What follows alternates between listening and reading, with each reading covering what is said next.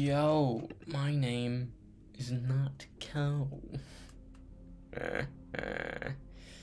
um, alright. So last night we watched Independence Day Resurgence, a movie that came out 20 years after its predecessor. It's a pretty long gap between two movies. Just not, maybe not be the longest because it's like guaranteed to be movies that had an installment back in the 80s and recently made a sequel. Like, look at all these TV shows getting another show. Like, that 70s show is getting that 90s show. Full House got Fuller House. How Met Your Mother got How I Met Your Father. iCarly got another version of iCarly.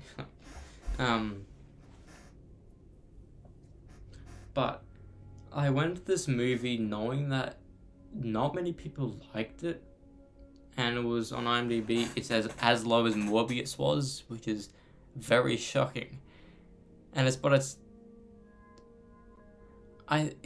from what I have gotten at with the movie is it's like what happened with Jurassic World Dominion. I personally loved it, but then everyone else was like, "What the fuck was that? That was horrid."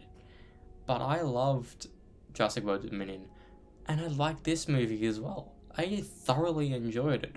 Sure, having Will Smith not in it may have hindered the movie a bit, but it didn't actually revolve around Will Smith's or Will Smith's son's character. It revolved around Jeff Goldblum's character and a brand new character, which happens to be the husband of President Whitmer's daughter. And also, President Whitmer was back in this movie. He actually sacrificed himself to take down the mothership, but the mother did survive, which is sad. And that fight scene with the fucking mother, bro. That's probably the best part of that movie. The CG on that massive queen. Oh my god. Like, and also Joey King's in the movie, and that one kid from that movie with Chris Evans is in the movie. Sure, we didn't have any of the family from the RV from the other movie in this movie, which is a bit of a shame. But we got President Whitmore back. We got his daughter, which was played by a different actor, still the same character. We got Will Smith's girlfriend, who's now a nurse, apparently, from being a stripper to a nurse. We got alongside President Whitmore, we got the general, who's now dead, who died before the movie was released. So he's in it. But we all, of course, we have Jeff Goldblum in it. I don't know if we counted him or not. But then we also have Jeff Goldblum's dad in it, and we also have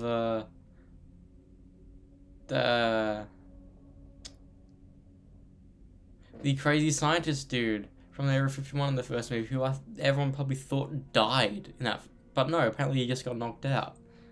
And apparently he was in a long coma. I don't know if it was 20 years, but he said, "You've been in coma for like 640 days. The movie was like 1,700. 1,700 days to years. 1,700 days? That's only 5 years. But sure, like this movie had a lot of nostalgia to it, and that's what it is. It's a movie that tries to establish a world that was formed from the original movie. But I think maybe so many people don't like and understand why if this is the case. But the beauty of what the other movie was is, what if a normal world right now had an alien invasion? What would happen? What would we do? And that's perfect. But since this movie had like the aliens came, so we used their technology to advance our own. Now it's like futuristic, like sci-fi type Star Wars technology type thing. Like they can travel from the moon and back in under fucking 10 minutes.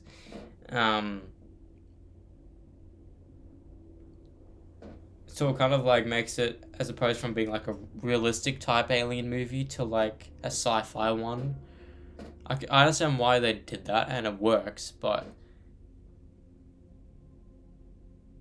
like imagine that. Imagine if we did get an alien invasion 20 years ago and our technology advancements tenfold.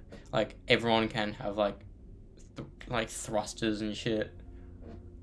Live on the fucking moon. They had a Saturn base. Like Jesus. Like every single pilot has flown in space in this world, and it's pretty crazy.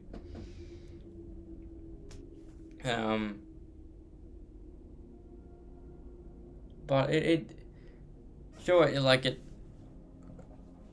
it's not what an Independence Day sequel should have been. It shouldn't have been more aliens come. No, it should have been what is the aftermath of this and them exploring the alien ship. Then developing technology from there. But in this one, they introduced like this creature, an orb creature that happens to be the aliens' the greatest enemy. And they're afraid of it because apparently this enemy has like developed the greatest weapons, and so many like refugees from other planets go to this planet, and this alien wants, at the end of the movie, wants the human race to lead it. It's like, what the fuck?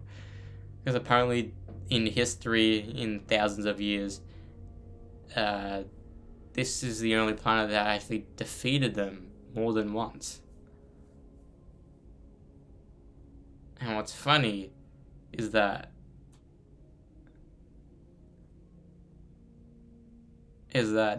both times it was Jeff Goldblum's character, so he's the actual hero for both.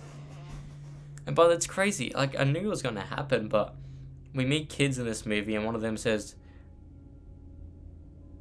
"Well, yeah, my dad said all this stuff is a conspiracy." I'm like, something that's in the public domain, like an alien invasion of 96. How can that be a conspiracy theory?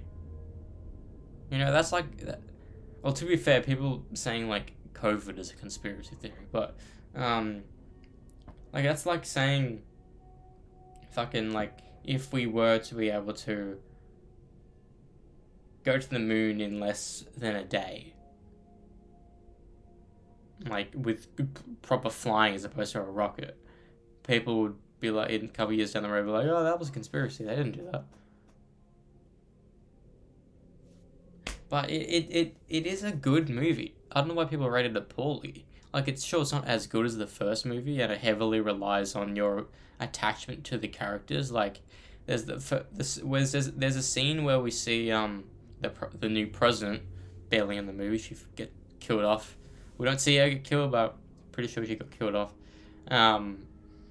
We see this dude, this black dude, and it's like Captain Hiller, and then it's not Will Smith. It's meant to look like Will Smith from the back. Maybe people are like, but it's a brand new character, and apparently every single character, like unlike the last one, where they didn't know each other but knew each other at the end. In this one, everyone knows each other. Jake, which is played by Liam Hemsworth, is the fiance to Patricia Whitmore, whose father's President Whitmore, who's friends with David Levison, which is Jeff Goldblum's character, and he's obviously friends with the Hiller family because he saved the fucking world with them. So all the main characters that we see in this movie know each other prior to the movie, and that's good, but I wish they would meet on screen for the first time. But, damn,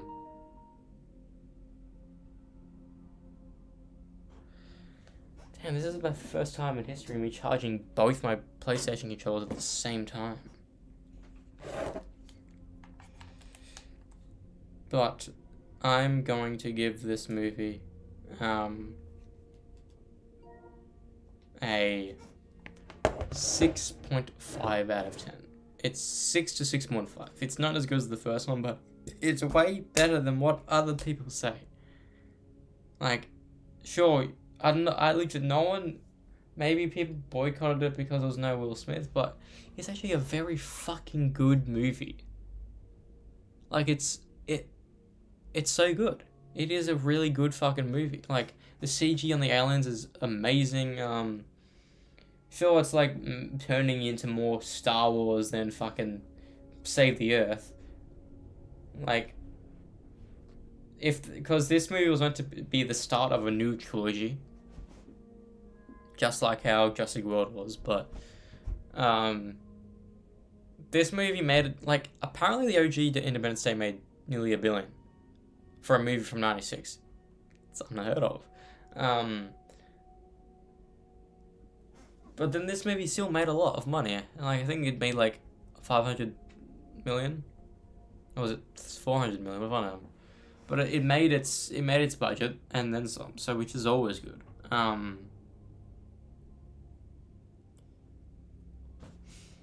wonder, like, cause the director of this movie, who directed the prior one, he said that if, depending on how well received and the box office, we can assure you that the sequel wouldn't be as long as the other one. Like, the other one, it was 20 years long, so if there would be another movie, it would have already been out by now, because it was 2016, it's now 2023, but I can see them probably doing another Independence Day movie soon. They will have to do it soon, because a bunch of these key characters would die. Jeff Goldblum, probably one of them, but definitely the President Moore, he did die in the movie, but the scientist dude, that dude was fairly old in the fucking first movie.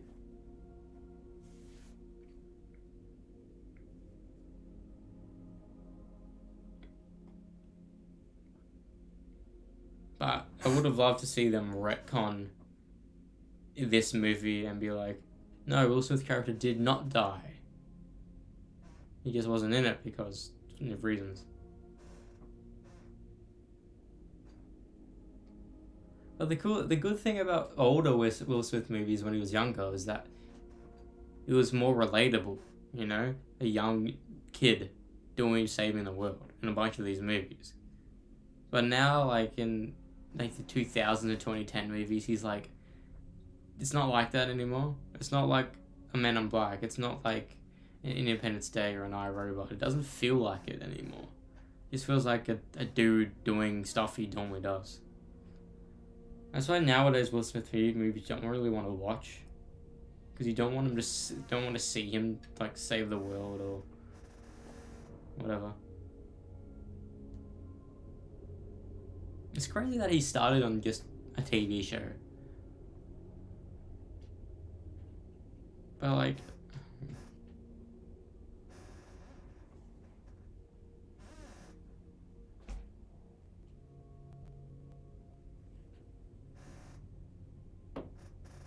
anyways, let's play the game.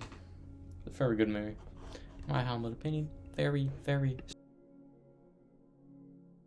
I muted myself by accident. I am sorry. Bum ba bum bum bum.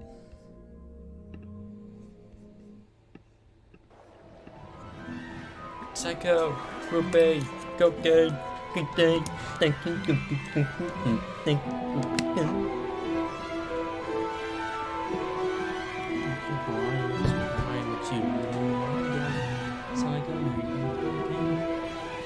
guess what? Tomorrow I will be done Black Aladdin, all 4 seasons now. And I watched it. Like, I think I started season 2 last time. Like, the only reason why I watched Black Aladdin last time was because CW DC show. Therefore, it's going to be connected to Arrow. It's going to be in a crossover event. It didn't happen until Infinite Earths, though.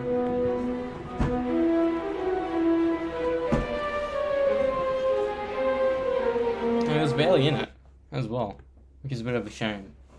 He was only in episode 3, when the world was fixed. Then they came back in episode 5.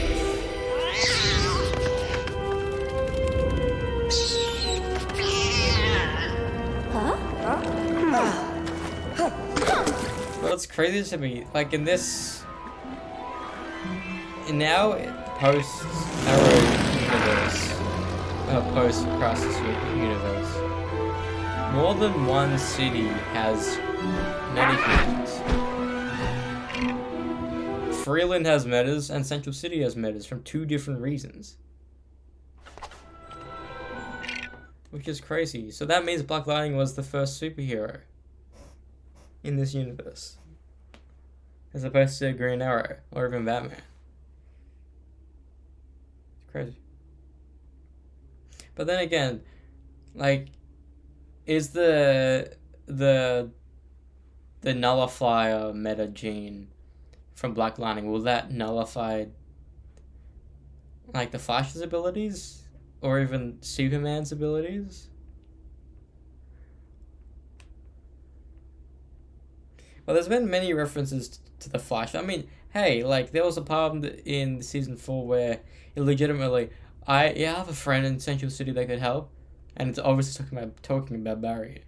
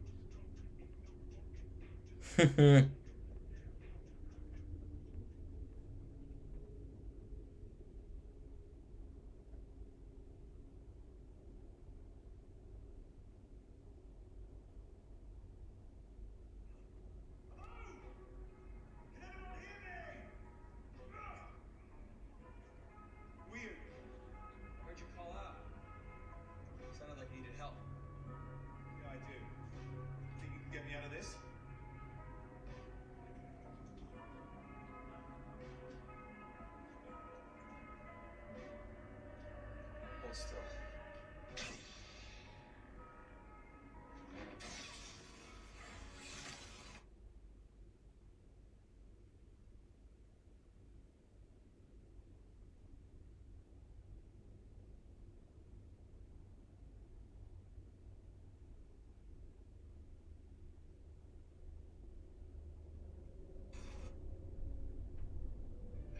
Barry, I'm on the train. There's a man with a gun.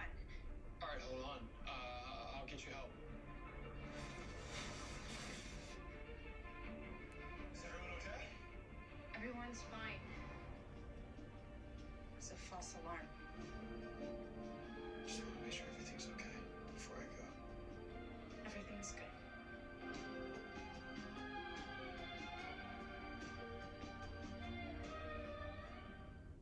Hey.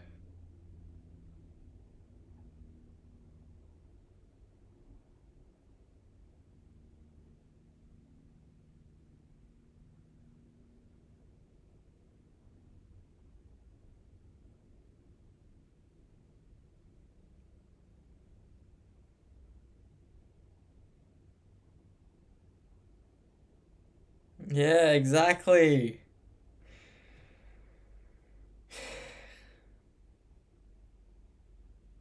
Barry, Waffles. Pills. Gas. Phone. Electric. All past due. Oh, good, you're up. I've just been visiting with Anna and her niece, Mary Jane. A lovely.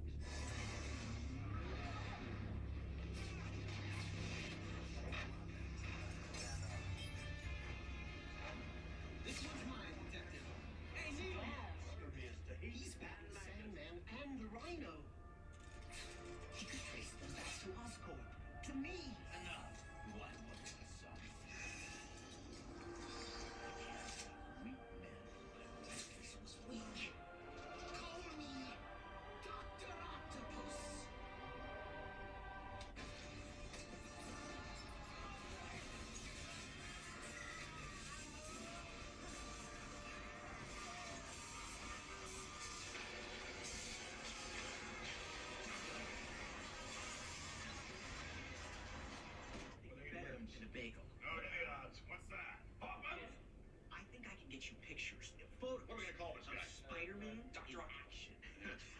sell a lot of newspapers. What are you doing about selling papers? You're a kid. Worst of my teenagers. Take it down. Wait, I got it. Dr. Octopus. Needs his photos.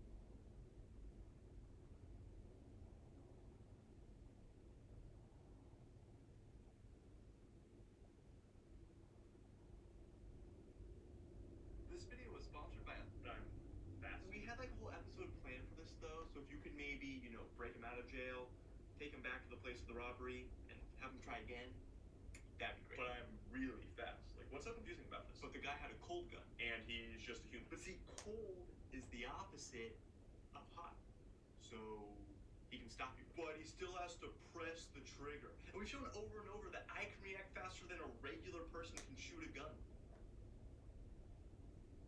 No, because he's like shooting other innocent people, right? So you have to get them out of the way of the blast first. Meaning,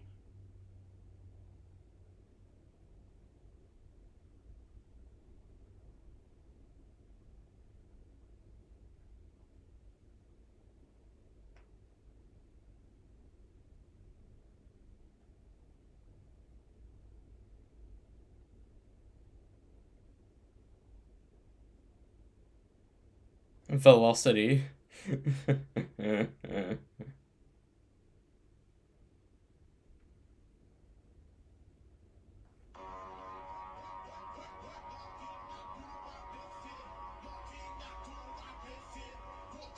not so different, I've never become like you.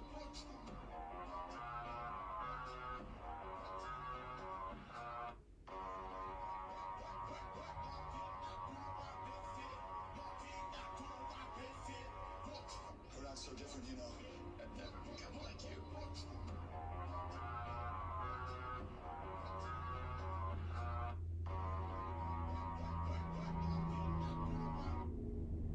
You abandoned him for Superman? I'm not Dick Grayson. This is Damian Wayne. Wayne? The son. Superman's been more of a father than you ever were. You stopped being my son when you killed Dick Grayson. He was my son. You're dead to me. You abandoned him for Superman? I'm not Dick Grayson. This is Damian Wayne.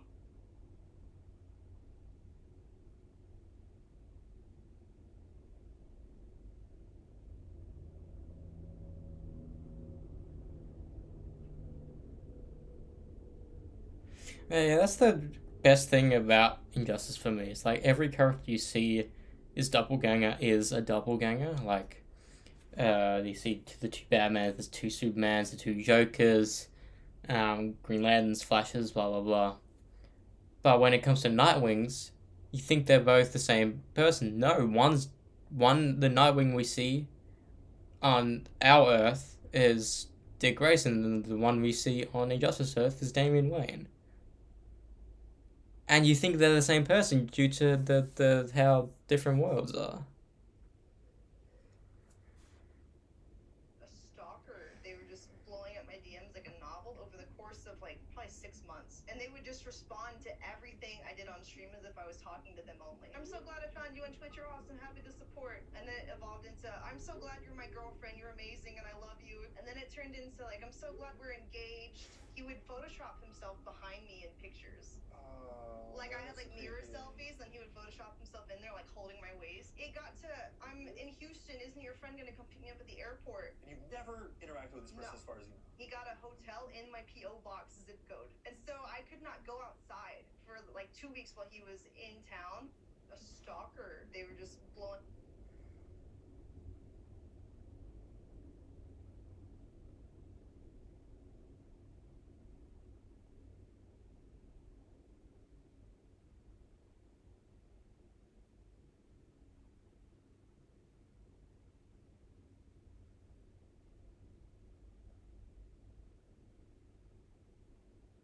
Just give me one good jolt. That's all I need. Hey, huh?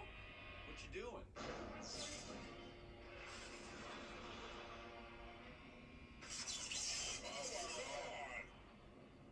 Look at me now. I'm fully charged. When slightly aroused, my dick is large. I'll soon be out without a trace. Now take this L right to your face. Oh, God damn it. He rhymed again. Got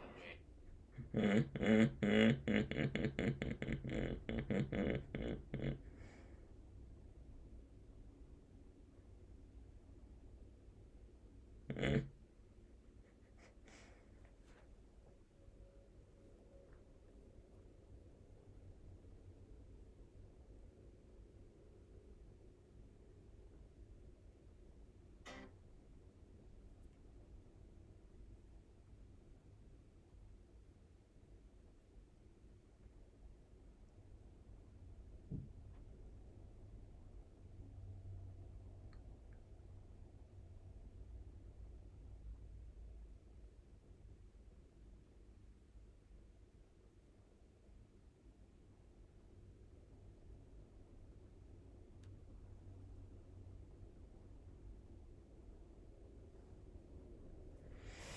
Anyways, let's fucking get into the game.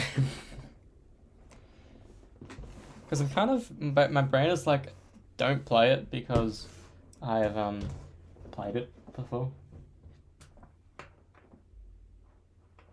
It's kind of weird, my brain acting like that. Like, since I've already played it, it's like, don't do it.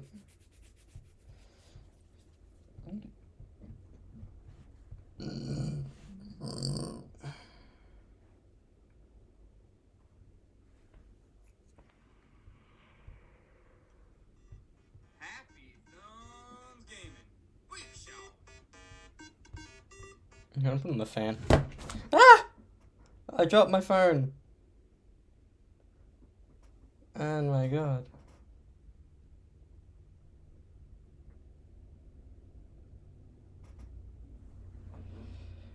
I caught it. That was scary.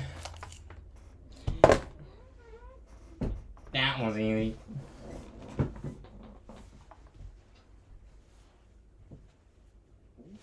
Ow.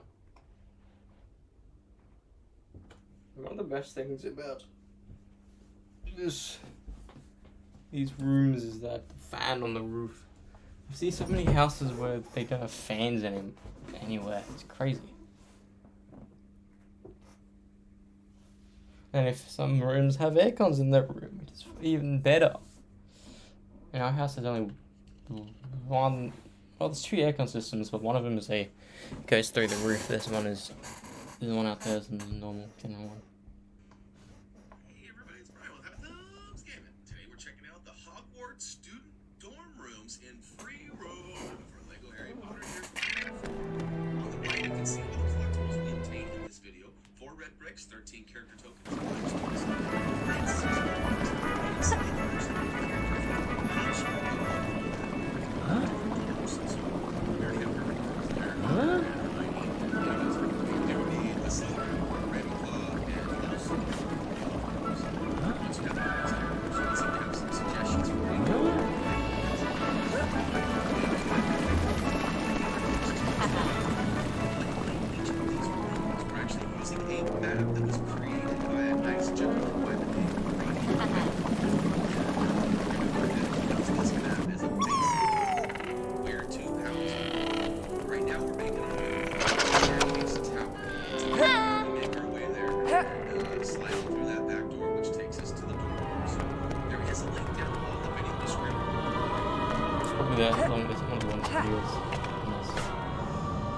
Playlist.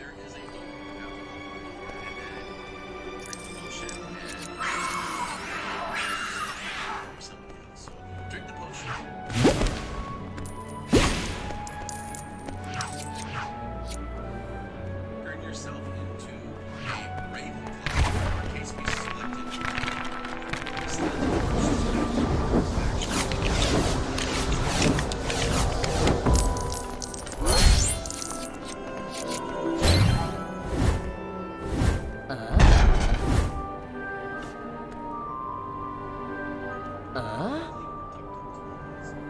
the pieces that bring about the first character tool. So we are off and running, and actual collectibles now can take us half a second to get from where we started to where we hit.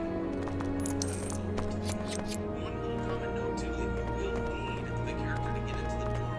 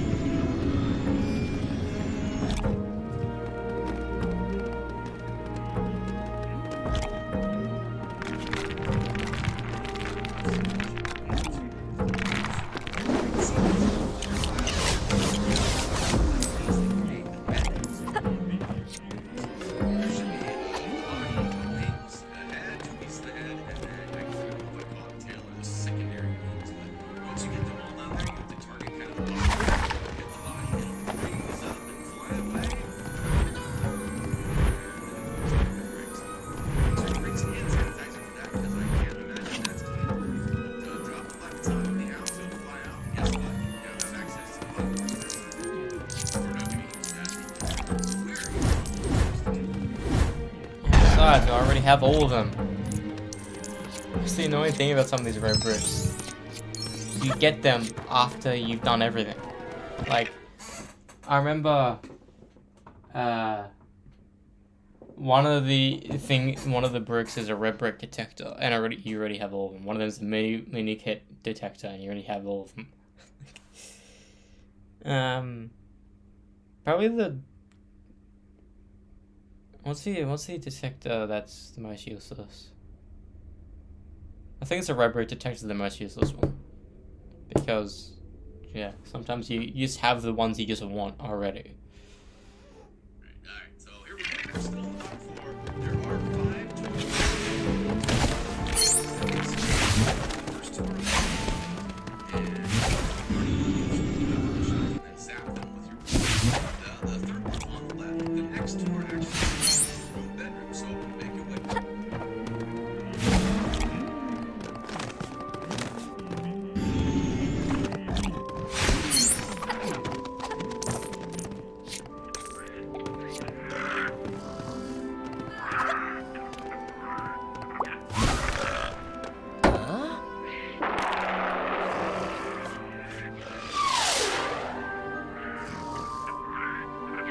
It's the same noise as Star Wars.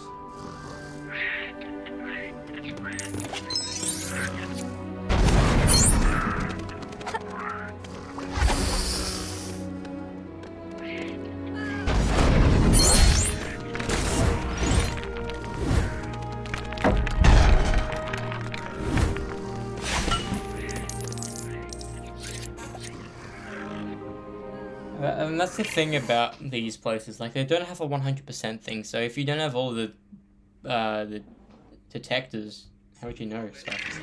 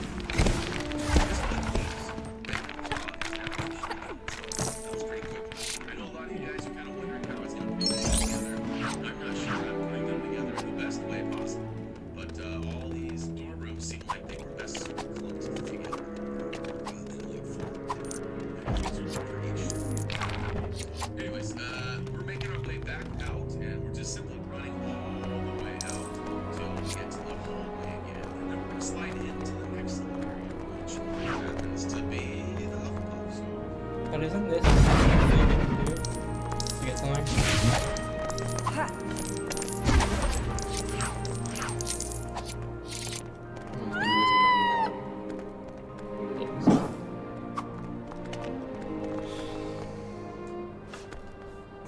Now that we're out, though, we need to go ahead and drink our juice. Alright, a little important fact. I used my second character to switch to, so that means that I'll hit one original character. I've got Boney Myrtle, which I do. So I guess what I'm trying to say an easier way here is make sure that you're not switching all of your characters to different dorm room characters. One character to switch back and forth. I should have Rich, number, I should have Mighty I think Hufflepuff's area is probably the worst in the entire game, in my humble opinion.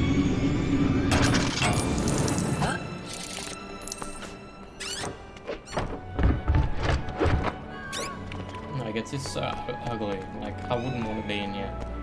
Like, even the Ravenclaw one, the sleeping one, though, ooh.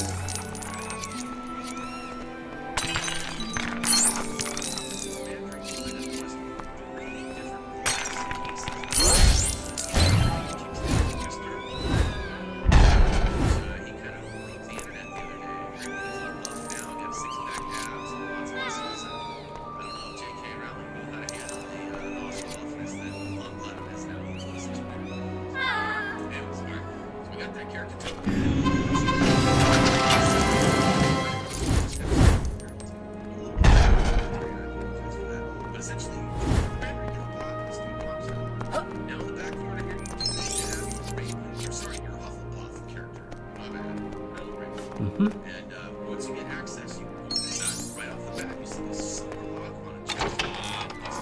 Take that.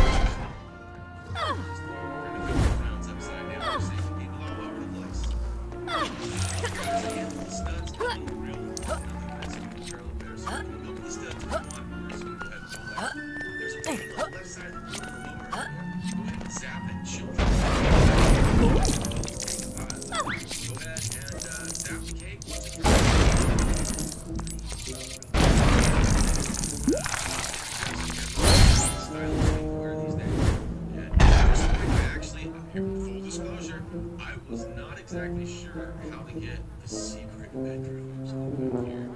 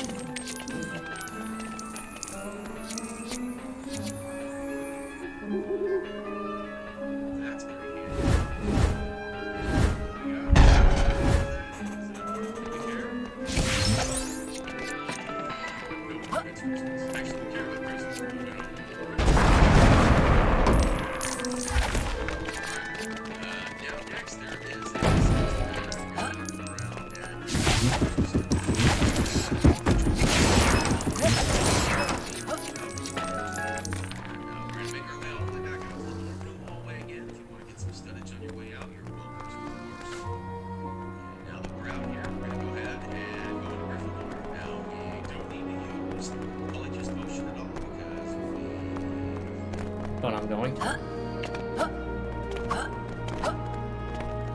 turn you into freaking Snape, bro. Snape is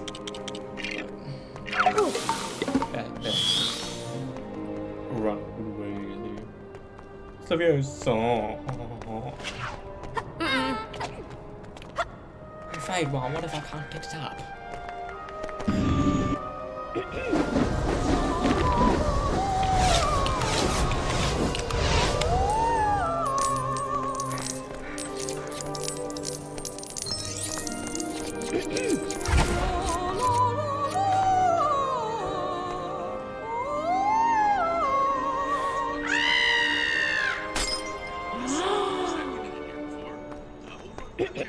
Accidentally zapped the kid on the couch. It's important to know that now you need to zap him again to free the student. I was just trying to get behind the couch. So, you do definitely need to zap the guy on the couch. Zap him again, free him. I'm going to do that here in just a second. Zap him. Wait a minute.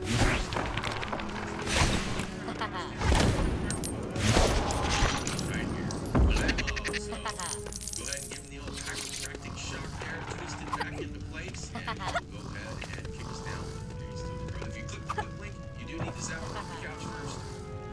So, just in case you use the quick link. Alright, we're just zapping everything inside. Next, we're going to slide on into the back bedrooms here. This one. Just do that by simply zapping it. And once all of them are up in the air, you should be able to work with a that's very nice. Keep bouncing. Now there are a couple of chests here on the far right side of the room. Go ahead and zap that real quick. Grab the character token from inside that. Next.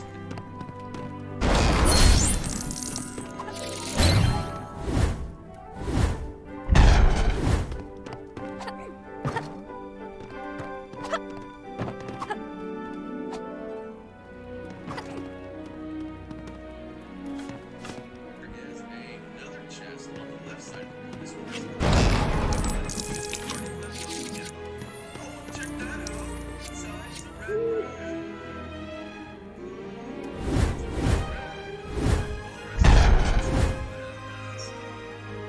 Certainly worth having. Now one more chest. Back up. You're gonna go ahead and zap that bunch of pieces of Guardian Leviosa up into the tower. Now, remember earlier I was saying we shouldn't switch both characters. You should have left Hermione or Ron or somebody. I said Hermione for a reason because you actually need her to do the old time turn. So we, rather than waste your time, we went ahead and used the Polyjuice potion to drink and get her. So it's you just needed her. And her version, you can go ahead and zap the treasure chest on the far left, and it'll give you another character token. And now we're in the middle here, and we're gonna go ahead and bust open that treasure chest. Now, just a second, this is a gold brick inside. Right treasure chest. Go ahead and pick that up. So, the right chest, gold brick inside the left chest. So.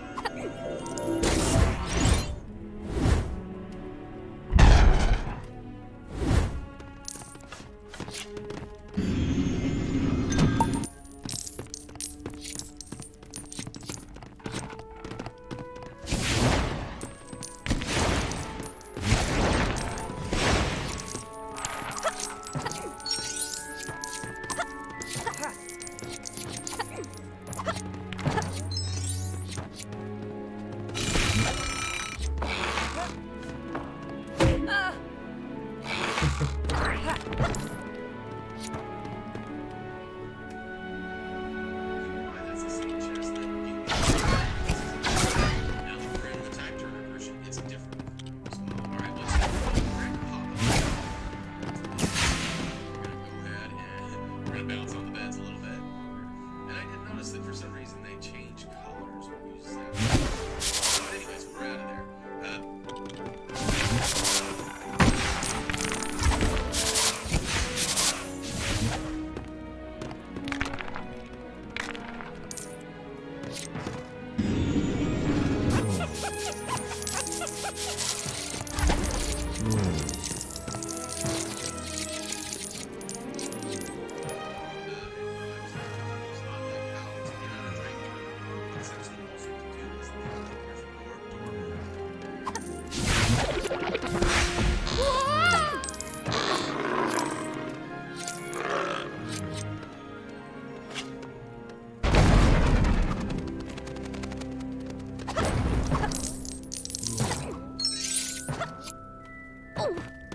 Come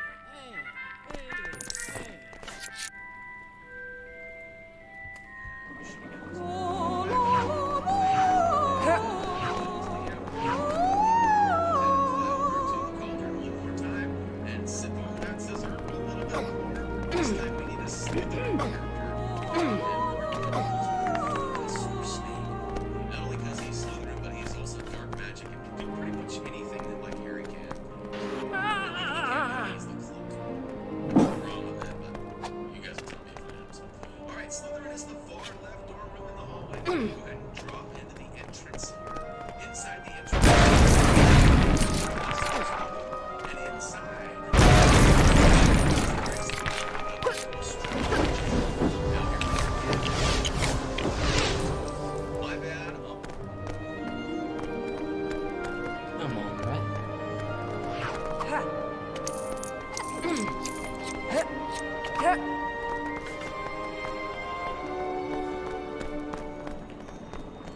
Let's get hungry, Chandra.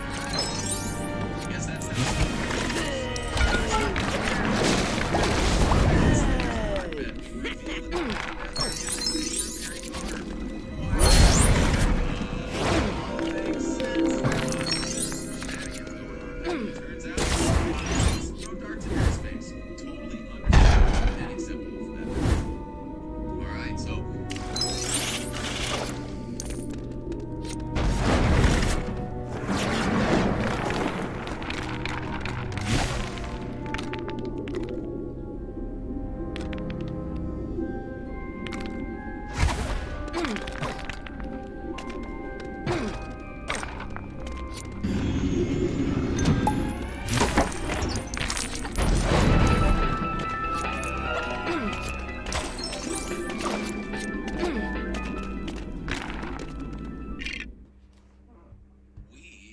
made our way all the way in and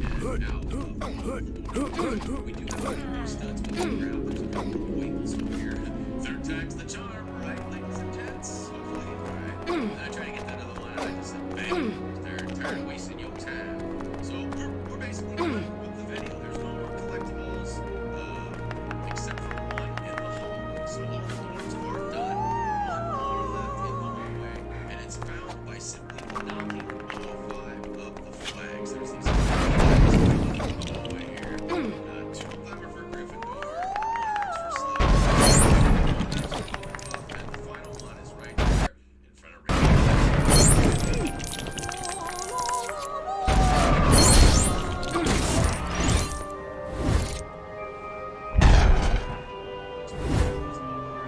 Guess what? If you did, hopefully we brought some light to that book, right? You've had a good time. That being said, we got a couple here.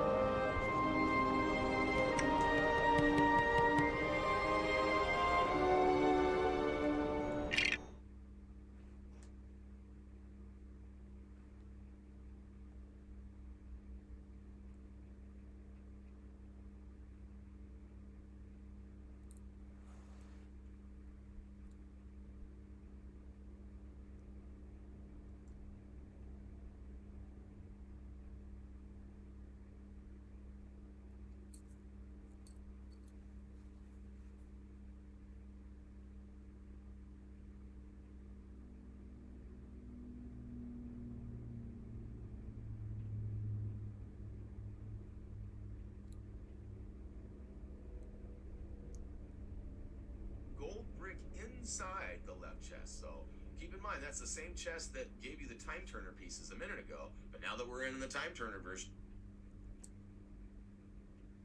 it's different. So all right, well, keep in mind that's the same chest that gave you the time as well. So character token on the right chest, gold brick inside the left chest. So keep in mind that's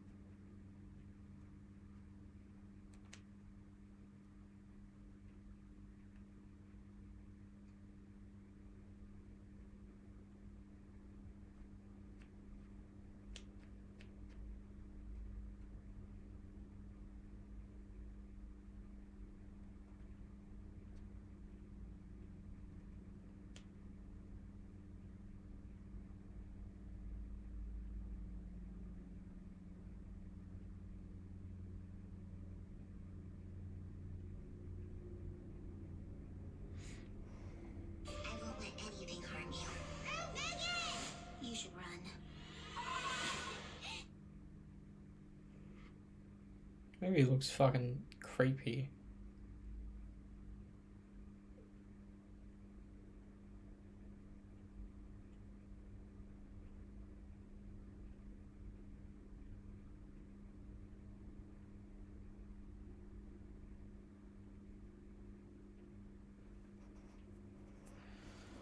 Do people say lol anymore?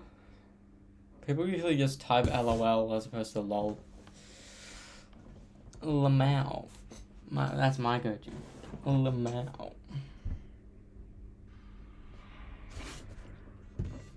Happy gaming. Quick show. Hey everybody, it's Bro with Thumbs Gaming. Check out the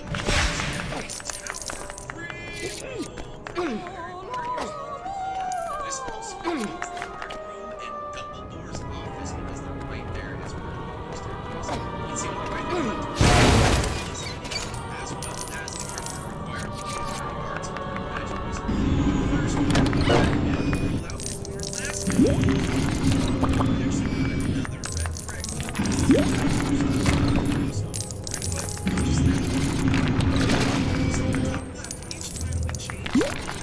Areas, it actually changes the name of the area. If you're wondering where those names are coming from, it's created by a person by the name of Radiant Viper over at XboxAchievements.com.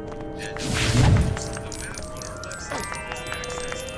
Utilize that and to kind of print that off, check off the areas you've completed and whatnot. So you can see we're in the main classroom. Now we've just gone to the garden courtyard. We're going to head on over into the fountain courtyard and so on and so forth. So look at our website. There should be a link down below in the video description that tells you or shows you where to go for this map. That being said, we have quick links for all of the items in this video as well. So if you're looking for the character tokens or whatever it is that you're after, those quick links are there for you to quickly get to where you need to get. So on top of that, we also have quick links to the different areas. So let's say you only need Dumbledore's office, or maybe you only need the rec room. There are quick links for those too. Now you're wondering probably why I ran past the staircase and I'm back in the dorm hallways. Well, it's because we needed a dark arts magic wizard. So we're gonna go ahead and drink on the syrup and change on into Professor Snape. So we did that, switching over for Hermione, and I think we're fine. I don't think we have any issues with that as we go on with the rest of the video. So we're gonna head back to the staircase, and we're actually gonna knock out the staircase collectibles first. Then we're going to go to the top and actually take on Dumbledore's office, and then we'll finish up this video with the rec room. So again, the collectibles and the quick links to the rooms that you're after are all below in the video description, as well as a link to the map that we're using to reference all of these names, because we had no idea what any of these things were. So thank you again, Rachel. Moving along now. Here's the first gold brick, or first collectible for this video, and this one's going to require us to basically smack the Quidditch player down the bottom area of the moving staircase. He's going to then toss the Quidditch ball all the way up to the very top.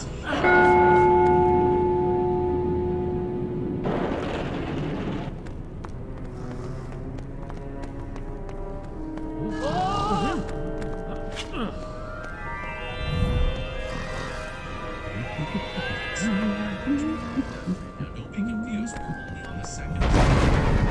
And there is one here. That's the one we're after. We're going to come back to him in just a second. So keep on me.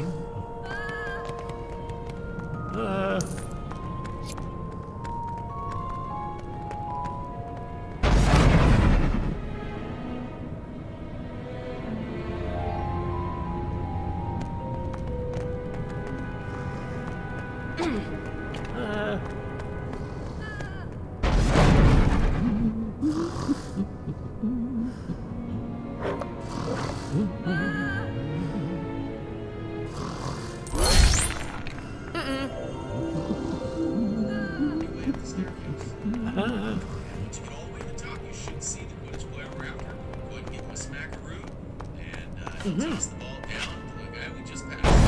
Back down, and last time, ka-chow! And guess what? He throws the Quidditch ball upstairs. It bounces off. The dog sees it in the painting and goes running after it. Jumps down, punch that turns into a gold brick. So he's a defensive tickets.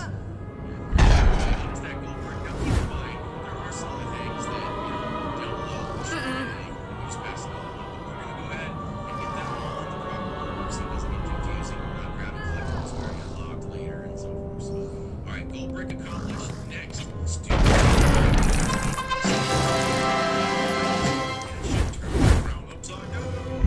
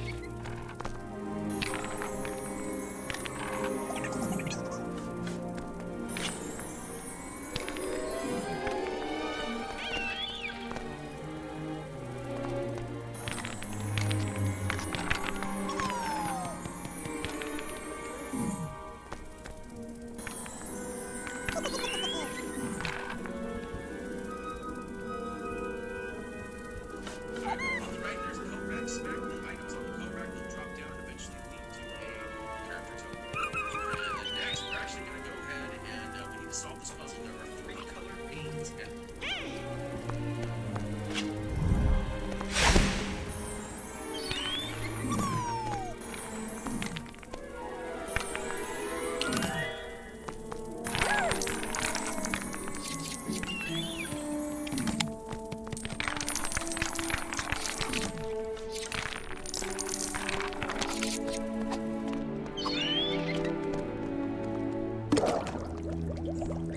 Colored bins. We need to match the colors to the band, or the beans to the band. Once that happens, it gives us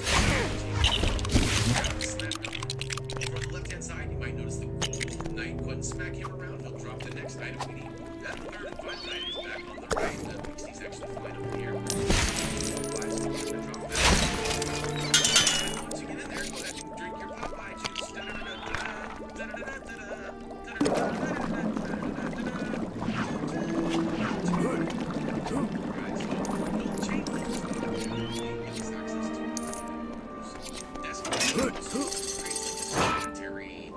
Display here. We're gonna go ahead and that's simply targeting that. And if the power, I guess that finally has made one, and it'll fly away, and then you'll see the sorting pad. Go ahead and lift the sorting pad out, shake it around a little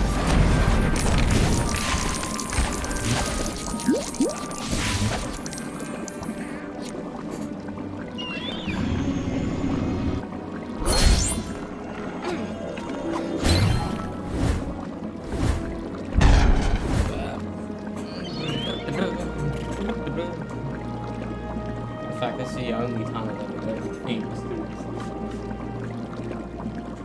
And these vids has been in my head ever since. Every time I think Popeye, I think that theme.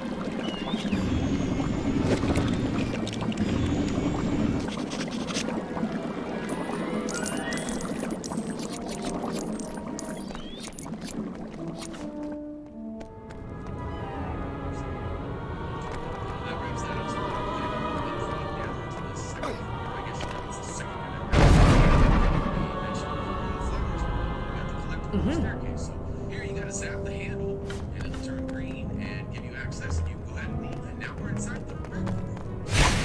Inside the room. First we're gonna pay attention to this painting on the wall. Go ahead and zap it and oh, look at that look at the top now. And we're gonna go ahead and show you on the right hand right here. There's a couple there where these three little look like hamster cages, but apparently they're rabbit cages. We're gonna go ahead and find the rabbits while we're reading those and eventually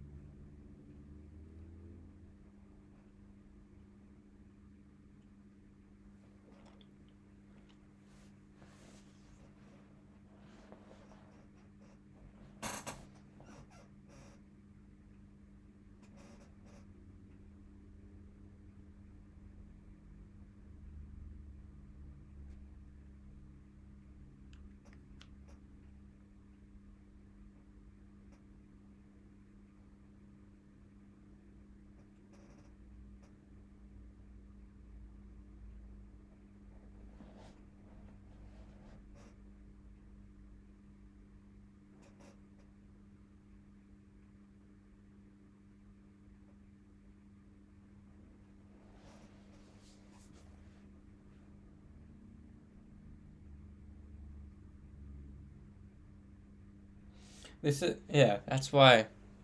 Because so many people was so annoyed that it was glitching, so that's why with these Harry Potter games in particular, because it's not widespread, you know, you can't just do one thing, then move on to another thing, fly to the other side of the fucking city and do one thing and come back. In this one, you do it room after room after room after room, so much so that they glitch, because the closer the collectibles together, the easier it is to glitch, and that's what happened in this game for me. And I'm so glad I don't need to play the game again after this, because it's the only game I had to replay in its entirety, get all collectibles again, just to get the platinum. And it legit, if you go back to my stream, I don't know what part it was, but it was at 99.7%. I needed one more Student in Peril and maybe one more gold brick. And I was like, what the fuck it is? So I remember I walked around the entire school multiple times to try to find one. And it to no avail. So then I realized it must be that fucking glitch. So I just replayed the game. It's been over 3 years since I've done that, but still, my brain is like, fuck you. Has it been 3 years? Was it 2020 or 2021 when I did it? I don't remember. Maybe I started in 2020. 2021. Let me check.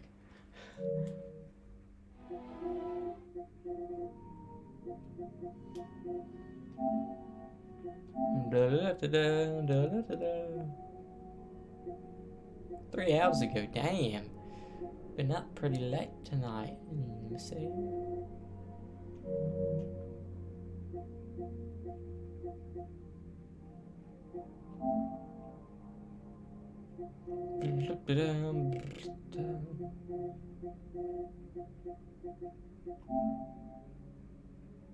So I got a late 2020, that's right. Late 2020, and this one was early 21. And I remember this was like one of my first games. Like outside of Borderlands, I remember on the list it was Lego Harry Potter. But then I added in Shadow of the Colossus because I think I bought it in one of the buys. Like I remember wanting to get the game because Jack said I played it, so I was like, okay, let me get it. Got it. Same with Maneater. Jack said was playing, then I found it was on PlayStation. I was like, holy shit. So I looked at the plat and people said they got the plat within a day, so I was like, let me get that. Doom, I think Doom was one of the games I did just randomly buy. Alongside Shadow of the Colossus. But then I found out they was making a sequel, and that's how I got got Doom 64 and now Doom Eternal. I bought Sonic Generations because I was like, people have said good things about this game. I've never played it, so let's see how easy. 9? Frogs, deception, drama, and frogs. So I was like, let me do this. So I got Sonic Generations, and that was my list. It was just Borderlands into Lego Harry Potter. For the longest time, it was Lego Harry Potter into Lego Collection. I guaranteed I didn't want to do that. So I was like, no, let me do Lego Harry Potter at the top, then Lego Harry Potter at the very bottom before the Marvel games. And that's what I'm doing. And it's been nearly 2 years since that decision. But I remember I started Sonic Unleashed before I played Harry Potter. Because I remember I went to Ailey over Christmas. Oh, in 2020. Oh, New Year's, one of them. So I remember going, I think I said the story like last week. I remember texting my friend like, should I play Sonic Unleashed or like a Harry Potter? And she was like, play Harry Potter. So I was like, okay.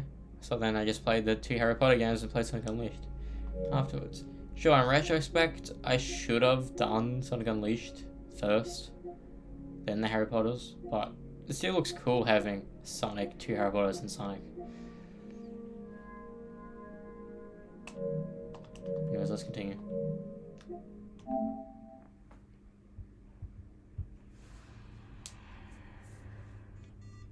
Happy Thumbs Gaming.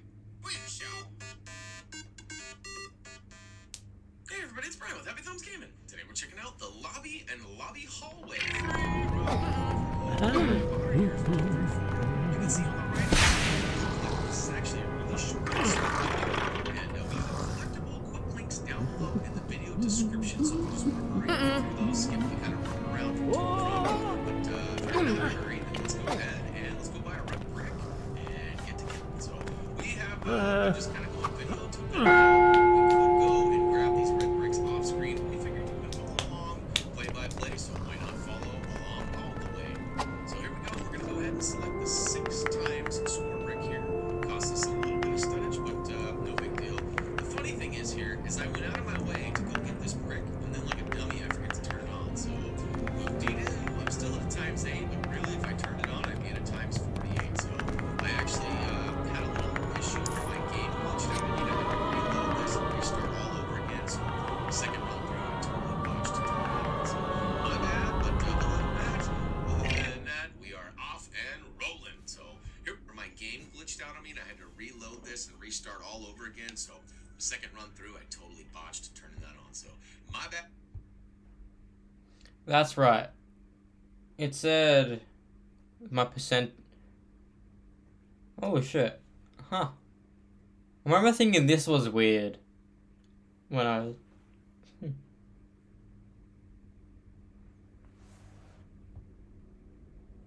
But other than that, we are off and rolling. So here we go. Every time you load up the game from scratch, it actually dumps you out of the main classroom entrance when you're actually entering Hogwarts. So we're gonna do a little journey from one room to the other into the lobby. Now, if you're wondering how we got all these names for these guys, you can actually find them below the map to Hogwarts. It's actually created by a guy named Radiant Viper.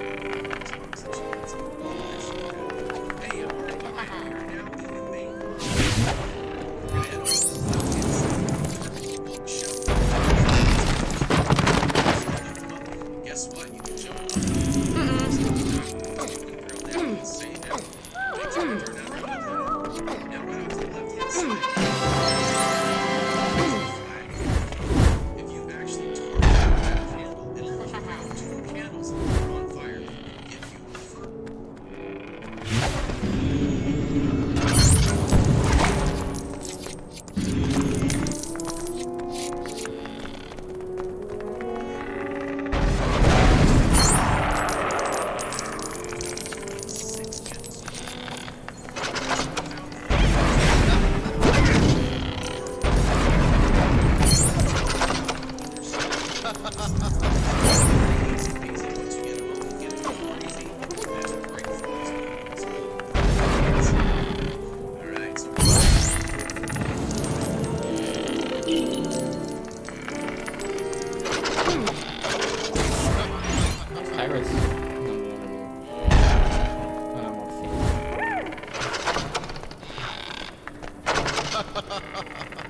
Let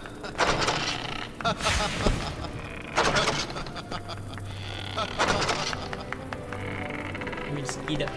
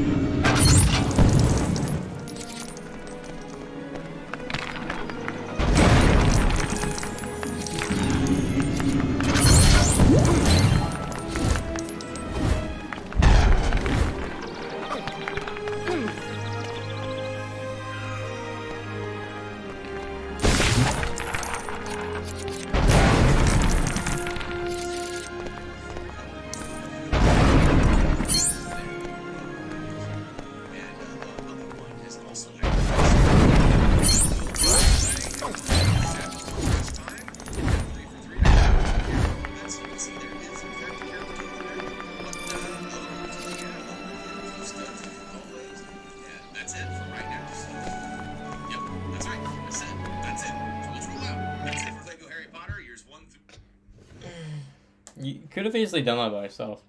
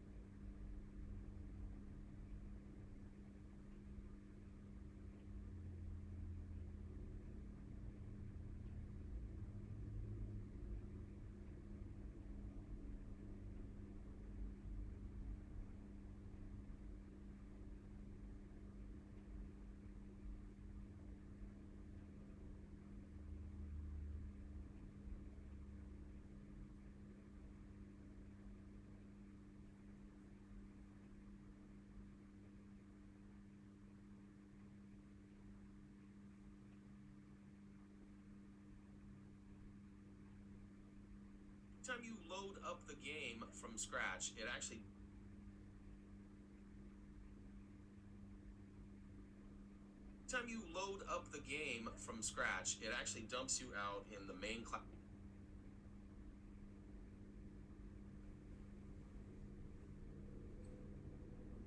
For me, is anywhere is safe.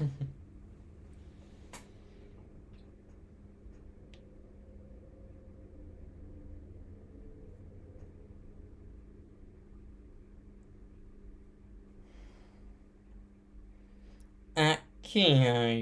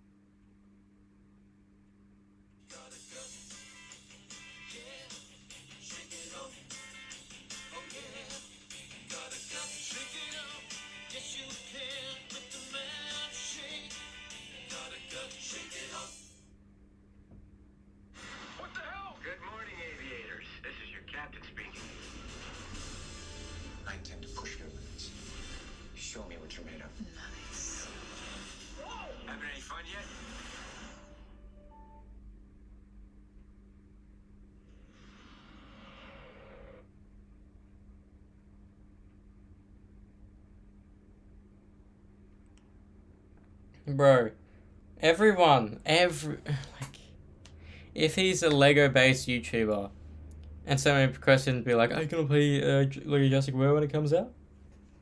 Yes, he did. Yes, he's a Lego YouTuber. Basically, that's how he gains his views, is through Lego tutorials. People like me playing through the old games, you know.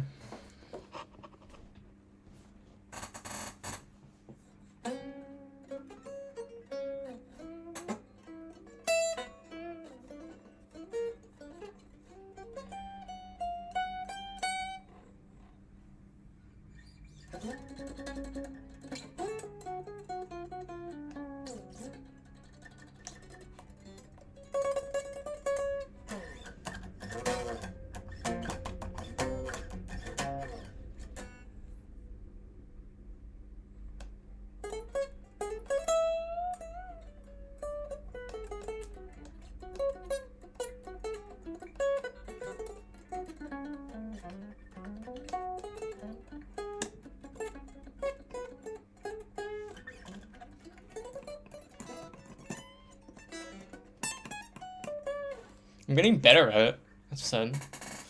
And it's just about 2 months of fucking way, bruh. Ah. Happy Thumbs Gaming. Yo, show. Hey everybody, it's Brian with Happy Thumbs Gaming. Today we're checking out the Herbology Classroom and more. Free room for Lego Harry Potter years 1 through 4.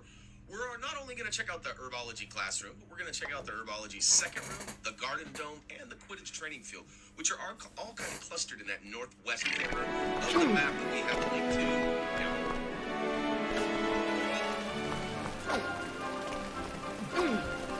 below in the video description. So you're all ready to check it out.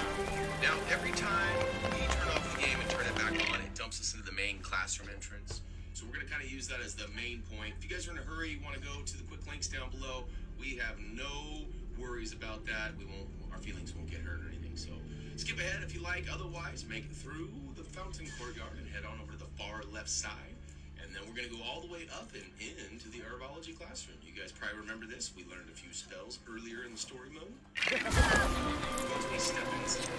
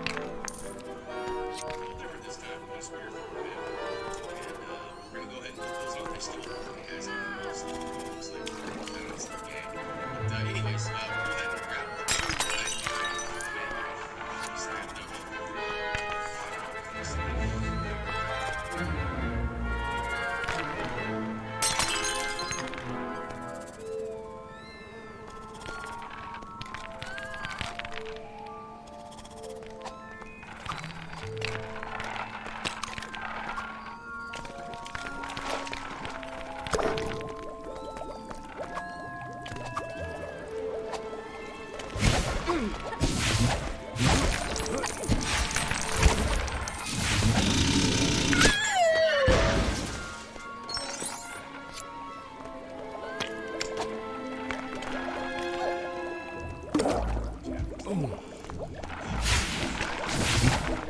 anybody actually know if there's any relevance to that gearbox to this game? No, because I've made a video references to it. I have no idea what it really is. I mean, it's just is it a plastic? Is it? I mean, I can tell you what I think it looks.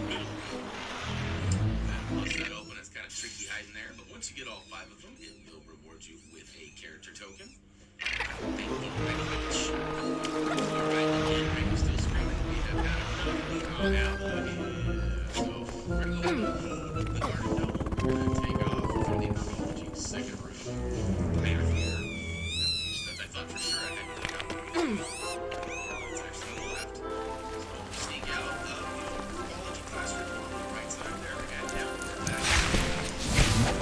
This is the one that he's actually making on the map. And fight.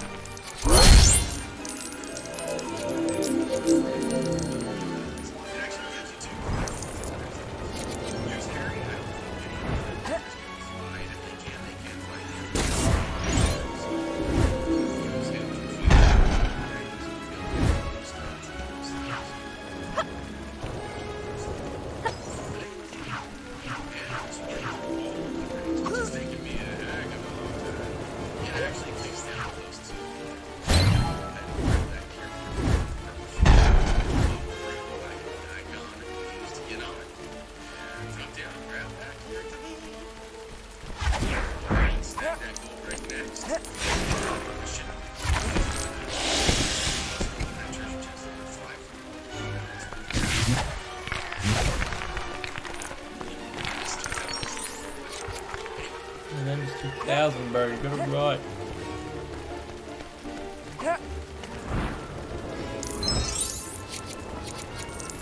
It's weird how this is broken up into two separate areas.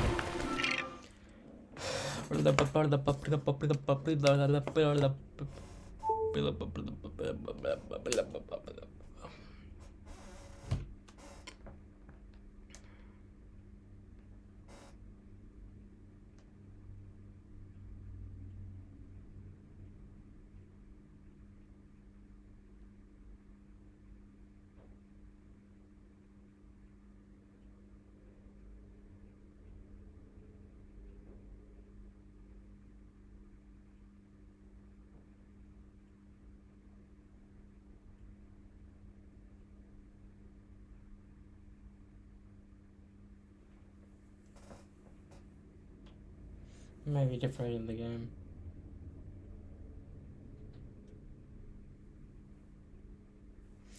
I don't know if it's the PS3 or the PS4 version of the game. Or maybe it's both as parental glitches. Because at the end of the game, this game isn't a remake, it's just a port with some better graphics.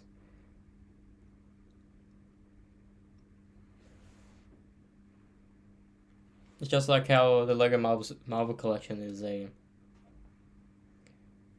The weird thing is, like, I'm calling this the Lego Harry Potter collection, but when I'm playing the Lego Marvel games, I'm not going to call that the Lego Marvel collection, because that's... I haven't seen it in a while, but it's something that's breaking my brain because it doesn't exist in Australia, but I have it. Let me show you. So, after we play this game, which is Lego Harry Potter is 1 to 4 again, we're playing 2 games, but 3 games. We're playing my all-time favorite Lego game, which is I'm so excited for to play it again. Like, I'm gonna be so giddy throughout playing the campaign and doing all the collectibles, because my favorite part of this game, like, sure, the story, like, the first level is cool with Iron Man, with Hulk, and Spider-Man, but then it's cooler with, like, Human Torch, Captain America, blah blah blah, Doctor Doom, and the final bad guy is actually Loki with Galactus. It's crazy. But my favorite part of the game is the free roam. Like, in this game, I don't like the free roam, it's a bit annoying, but in Lego Marvel Superheroes 1, and I think like Lego Avengers, it's just the funnest thing to do, just going around, dicking around, playing with all your characters. In this one, you don't get to do that, because you need to run back and forth, and if you have a key character, like a dude who can do dark magic, and a strong character, so, like, you need to use the same characters over and over and over again to do shit. But in these games, you don't need to do that. Oh, it's so weird to look at. That's so weird to look at.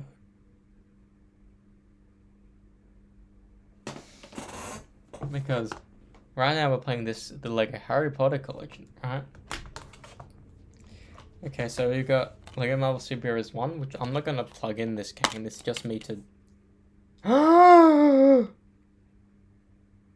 That's where it is. Remember the other day I was looking for the receipt with all the games? I must have put in this game because it was my favorite Lego game.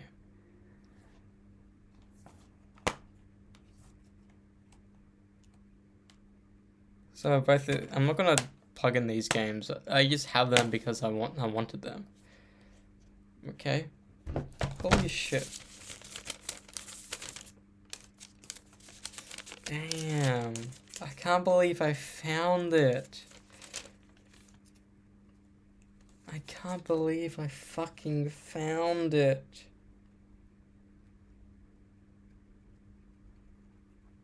Damn. I got this. The 11th, it's either the 11th of May or the 5th of November 2019.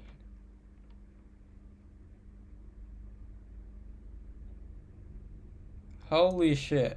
Holy fucking shit. Look at this. I spent $355 on these games. Okay, so let me read it down.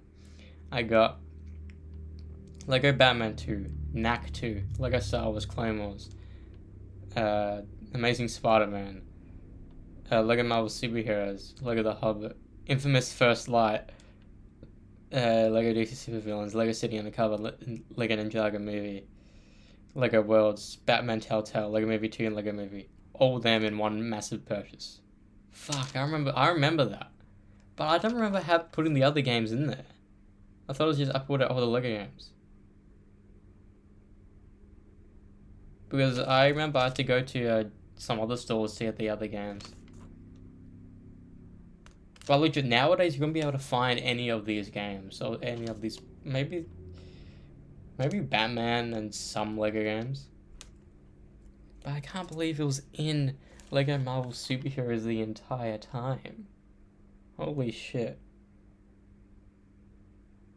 Holy shit. I'm so glad I found that. I remember I was trying to look for that last year. And I found it. No way.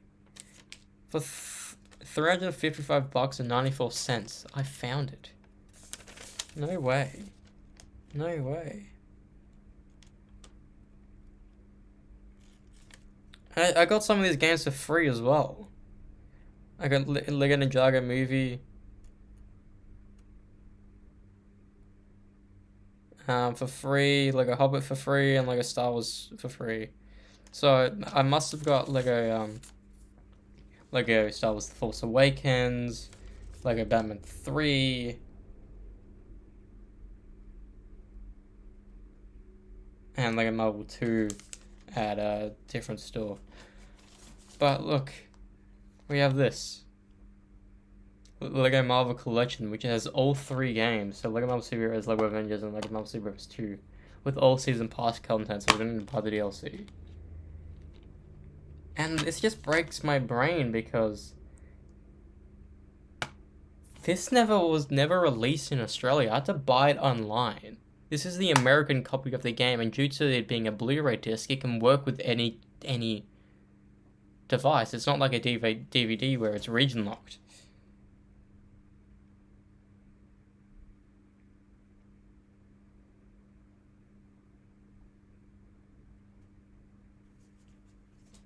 But the thing is, the difference between this game and like a Harry Potter, because when I put this in on the PS4, it just downloaded 3 games in bulk onto my PlayStation 4, so I could play one game and then another game and then another game. Not click into one game then choose 3, which is what it should have happened. I don't know.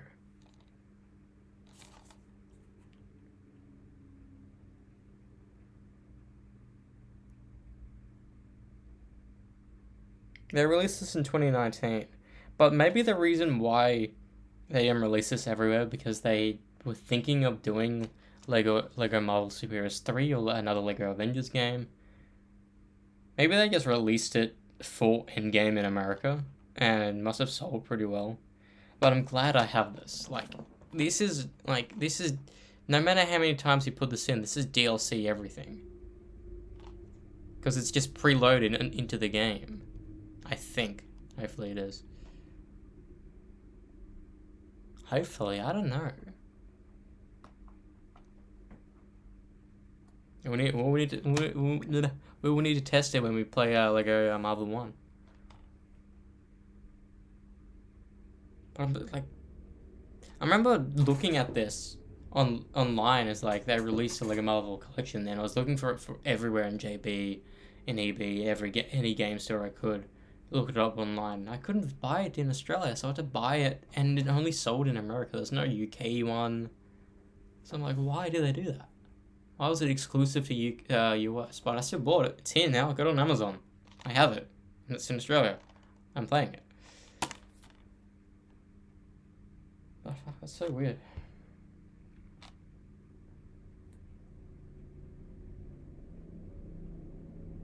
But isn't that the thing in Lego Avengers? This was before this game came out for Avengers 2, so 2015. Actually, Voltron, I should say. So since Spider-Man wasn't in it, alright, and I think there was a DLC with Spider-Man in it, and you could play as Spider-Man in Avengers, which is so weird. And that was before he was in Civil War. Anyways,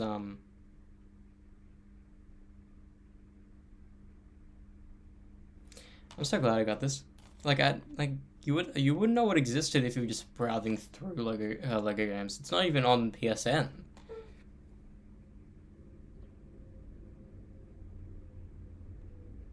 Oh, that's just so weird to look at, and like it is the same design, you know. They will probably, maybe they will do it for PS5. They'll probably do it like a Batman collection with, or like a DC collection with just Batman 1, 2, 3 and DC Supervillains for PS5. If they do that, fuck, you know I'm gonna have to play them again. But I won't do that as like, if it comes out this year or next year, maybe in 2026 or 2027. If there's no games to play, maybe I will do that.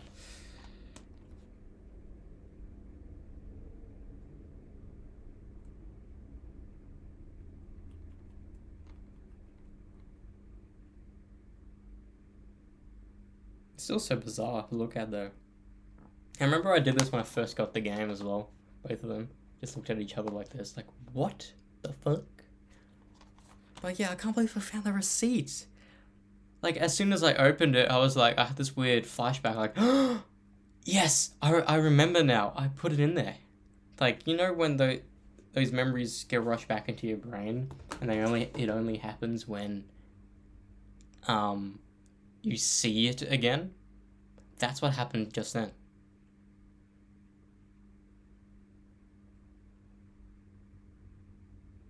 Because back then I had no idea where to place stuff. Maybe I had it up there, but then I was like, no, let me put it somewhere. So I put it in Lego Marvel Super Heroes 1, because that was my favorite Lego game. Even the cover is just iconic. Like the cover with just Iron Man, Hulk, Wolverine, Captain America, Spider-Man, Thor, Human Torch, Mr. Fantastic, Thing, Black Widow, and Silver Surfer. Like, if this was a movie cover with all actors, that would be crazy. And on a video game, it's crazy as well. Like, X-Men, the Avengers, and Fantastic Four, and Spider-Man, who's a part of both Avengers and Fantastic Four.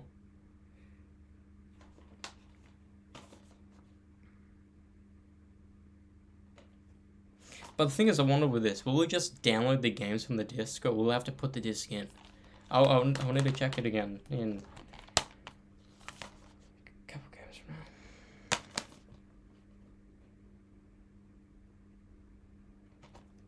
But maybe when there's a Lego Marvel 3, they'll do an Australian version of the Lego Marvel collection for the PS5. And it'll be the Lego Marvel games as opposed to Avengers, so I can get the Lego Marvel Super Heroes Platinumed again. Because I hate what they're doing nowadays, where I mean, it's cool if you like have a PS5 or what, but when you get the brand new game, like for example God of War Ragnarok, Cyberpunk, whatever, GTA, whatever, you buy it and it says free PS5 with it. So you can have 2 games for the price of 1. But like, sure, it's cool and all, but if I'm playing the PS5 version, why not have the PS5 case? That's why I'm waiting for Cyberpunk on the release. They're probably releasing it on PS5 as soon as all the DLCs are out, probably. And it's weird, it's not on the PSN store, which is disappointing.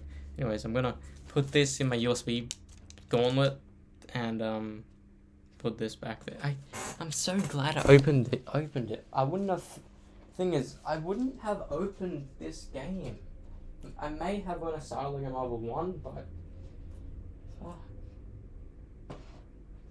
that's crazy. That is crazy. I'm at, like, not even a couple streams ago, I was looking through all the fucking receipts I had to look for this exact one.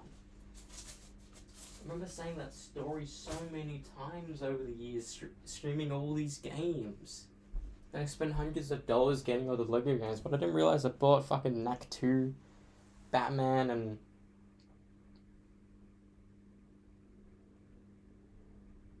what was it? Knack and First Light. I thought I got First Light online, but maybe I found it in person. I'm so glad First Light got its own fucking standalone release.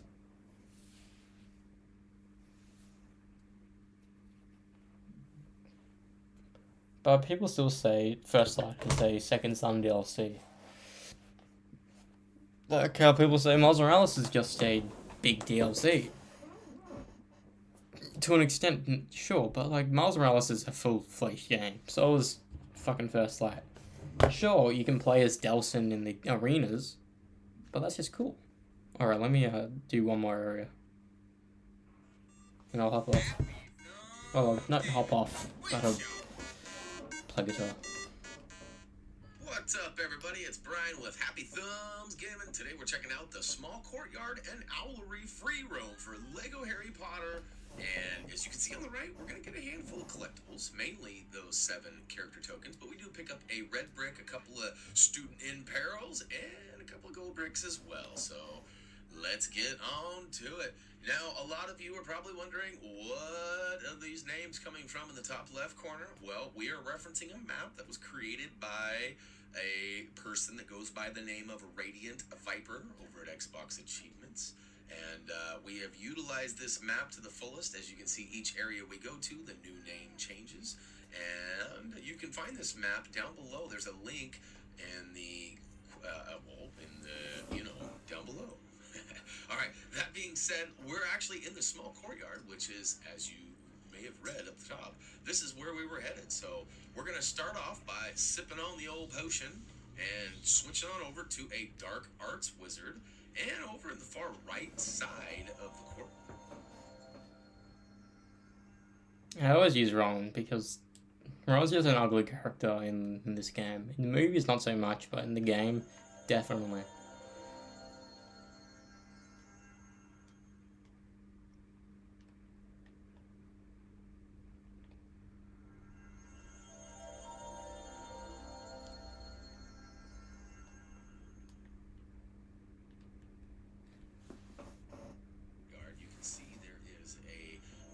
Treasure chest. We'll go ahead and use Dark Magic on it and use Wingardium Leviosa on the little water pail that pops up, and then it grows a flower. Go ahead and smack it and jump on it to get the first character token. So moving right along, we'll go ahead and head on over to the back left side of the courtyard, and we're going to drop the 2 pixies holding the treasure chest. They then drop a couple of bricks, and I have to be completely honest with you.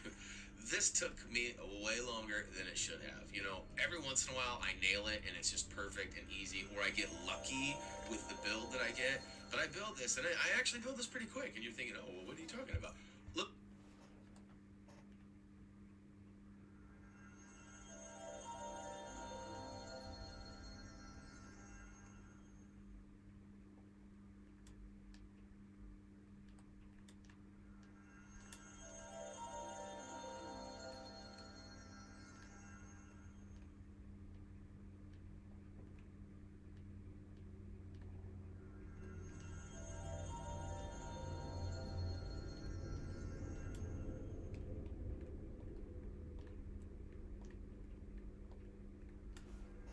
I'm short. I can't get up there.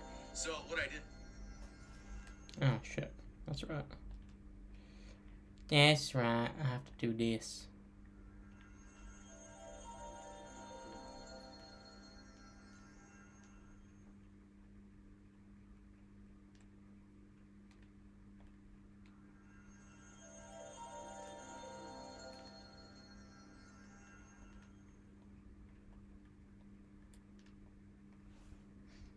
I went ahead and just edited it in, as you probably Oh shit. Transition there, rebuilt it to a higher status. Jump up and get that second character. Alright, you probably just noticed that I got the second of 10 characters. Trying to target there are 10 of these. So I actually missed them very much.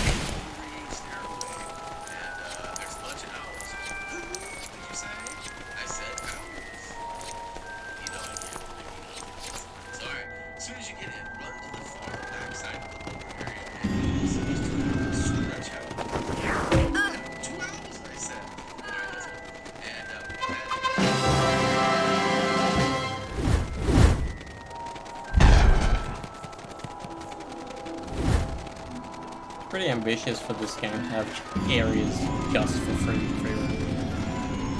Because this came out in 2010. This was before, like, Lego Batman 2, you know?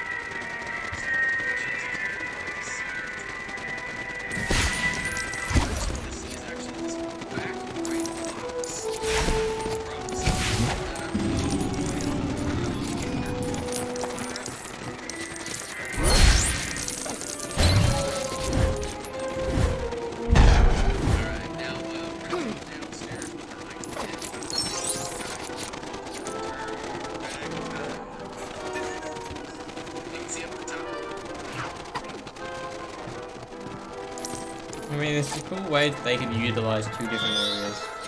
The same area twice.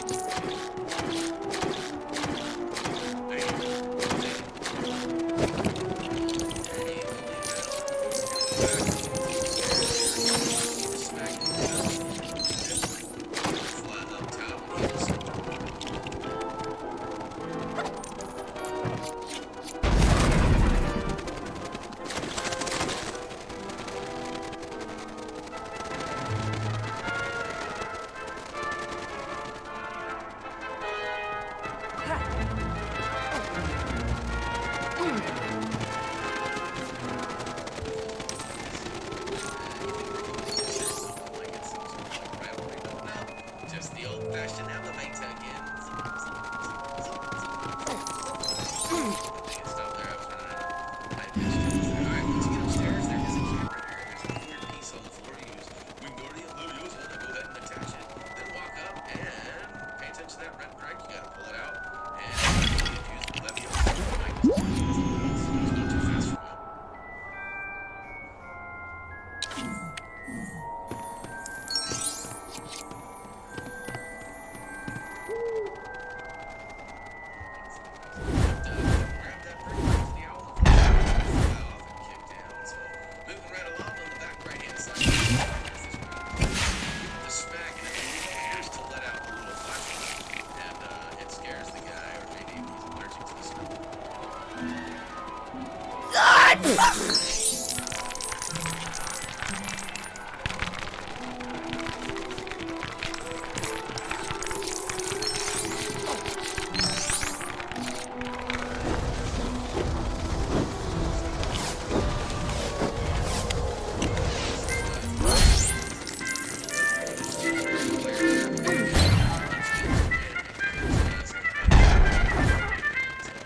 Guess what, ladies and gents, boys and girls? That's actually it for this one right now. So, welcome to the game. Hope you guys found this video. Okay, we're done. We did quite a bit, to be honest.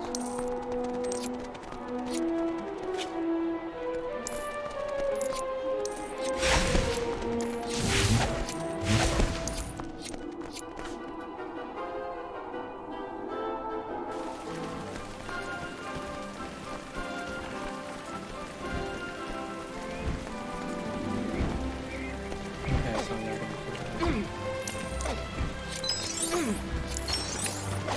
remember I got this red brick both times playing the game before. I think I did it originally when I first played the game years and years ago, nearly 10 years ago now. Maybe not nearly 10 years ago, because I got the PS3 maybe Christmas of like 2010 or 2011. I don't fucking remember. I was very, very young.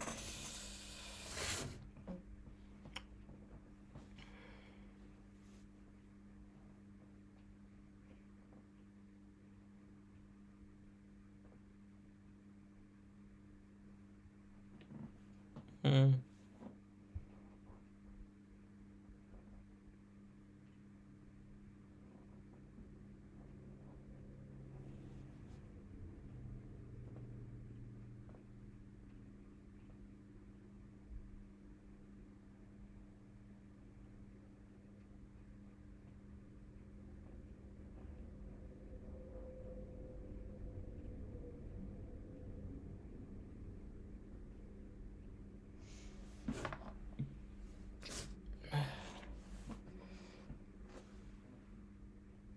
We're done.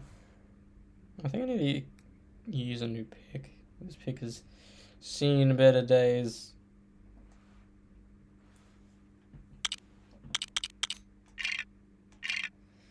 Bum, ba-da-dum, bum, bum.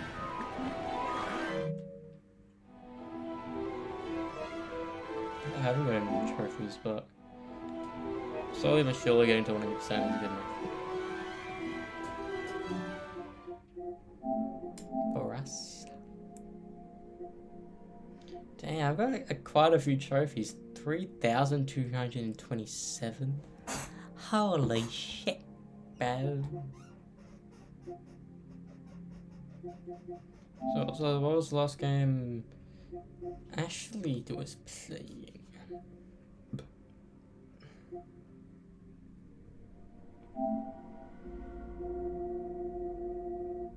Okay, so we got. He played today.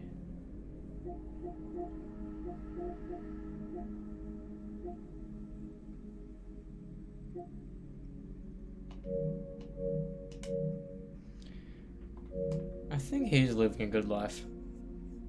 Going through uni, plus working relatively every day, and he seems to like his job actually. He works at a store that I frequently go to. I remember when I first saw him outside of at the I was at there right after uni one day, because I think it was one of those days where I think, yeah, it must have been the day. It must have been early this year. I remember I went to uni. No, I said, did I go to uni and they said they weren't there, so I left, or did I just? Or was it right after uni? Or maybe it was. Oh, maybe it was one of my 10 a.m. class ones. So I would have been home around like 1:30, 2:30. That's weird to think about. Having my class that early in the day, so I'll be home by the time like I'm usually just laying in bed. It's crazy. That's actually crazy to think about. My classes had done before my alarm would go off. That's fucking crazy. Do you know what's weird in high school and even nowadays in uni? Like, for us, one class is 3 hours long. It's very long. But when you were in high school, when you do one period which is an hour long, then if you have a double period of the same class, it still just feels like one class. Sure, usually in math you would do like double the amount of work, but it still feels like one class if you use any other subject like English, humanities.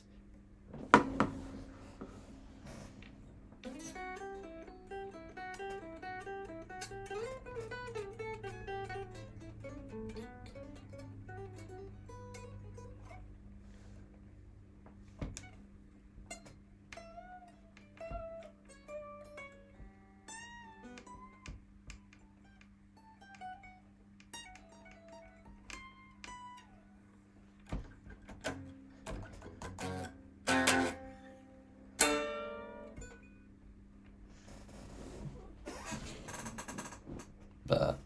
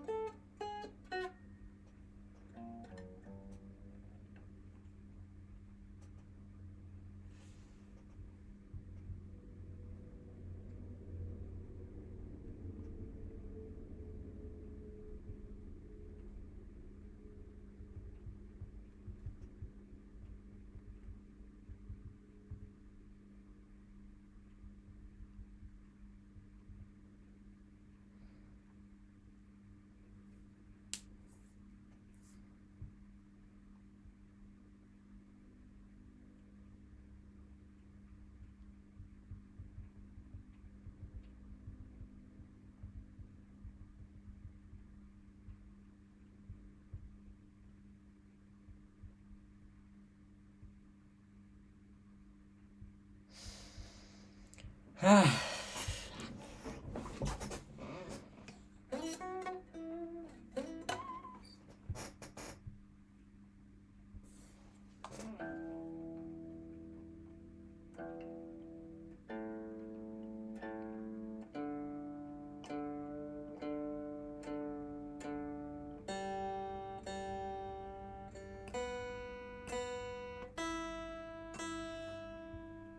don't know what movie you want to watch tonight.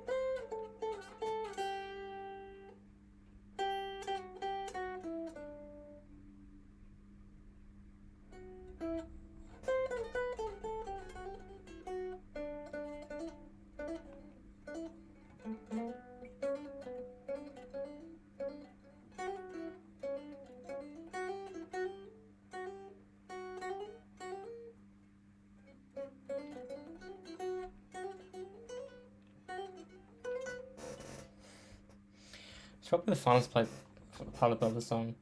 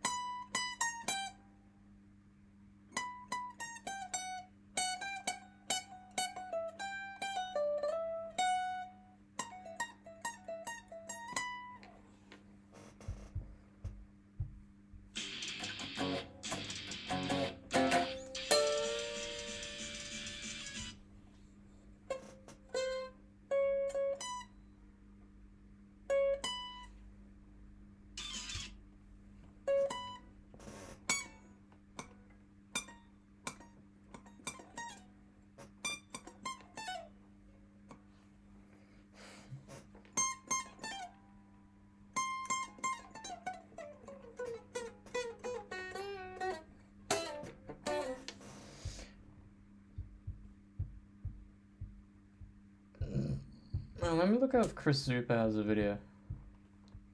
Because he's good.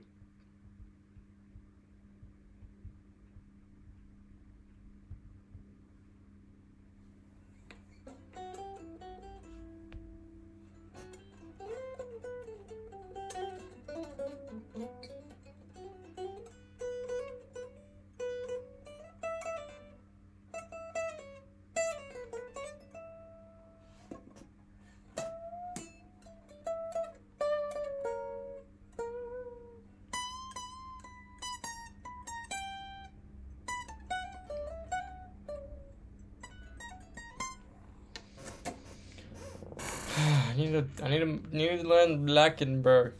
I need to learn Solo by Solo. So, the ones... Okay, so out of the list of the songs we're playing that I've got 100% down,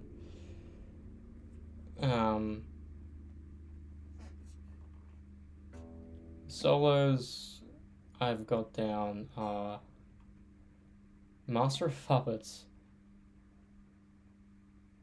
Matt Solo, well, Corey Solo and Prometheus, both of Corey Solos in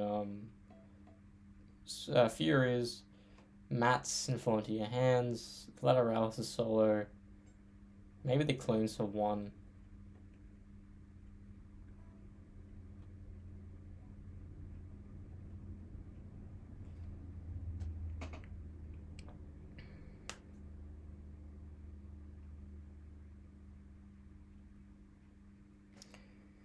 It's gonna be annoying to learn all these fucking solos.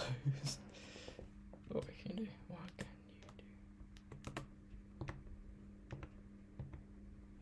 you do? Anyways, I'm gonna hop off. I'll be back on tomorrow. I'm gonna have. The thing is, I have so much to get through in the next 2 months.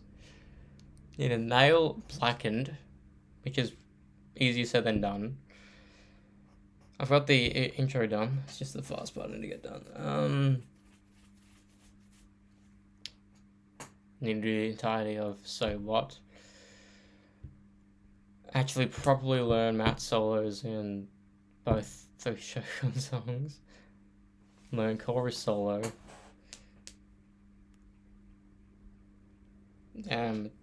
I know Master of Puppets, which is fine. Like, I don't even need to think about it. It's just one less song I need to think about. I'm so glad I learned that years ago. One will be annoying pain to do as well. Anyways, probably try to do it, smash out a solo per week, which will get us. But the thing is, if I get a solo done within the week, I could easily move on to the next one quicker. Anyways, adios.